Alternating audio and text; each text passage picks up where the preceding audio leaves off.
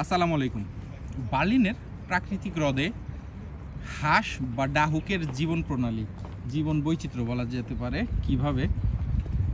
এই যে একটা ডাহুক দেখা যাচ্ছে, ও বাসা তৈরি করছে। এটার ভিতরে ওর নিচে 6টা ডিম আছে। এটা আমি দেখলাম একটু আগে, কিন্তু এখন বৈশা পড়ছে জন্য দেখা যাইতেছে না। আর এটা হচ্ছে মহিলা ডাহুক, আর পুরুষ ডাহুক ওকে দেখাচ্ছি।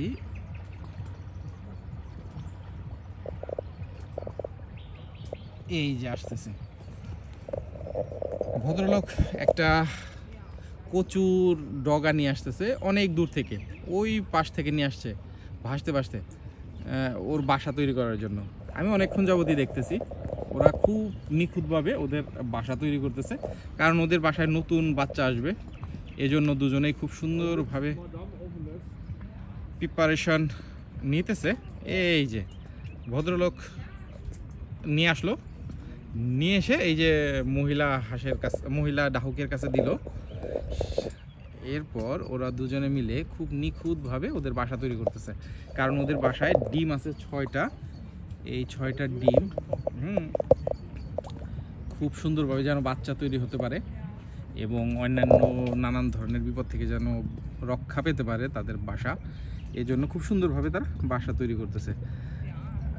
তো অনেকক্ষণ যাবতই পুরুষ হাঁসটি বা ডাহুকটি বিভিন্ন জায়গার থেকে ডাল বা কচুর ডগা বা ওদের প্রয়োজনীয় যেই জিনিসগুলো প্রয়োজন সেগুলো আনার চেষ্টা করতেছে। হ্যাঁ, এরপর ওরা খুব নিখুঁতভাবে ওদের বাসা তৈরি করতেছে।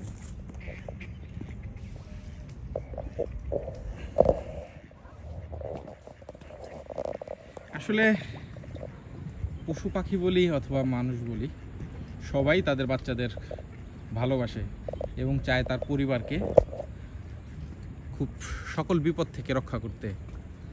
এজন্যই হয়তো এই পৃথিবীতে এত ভালোবাসা।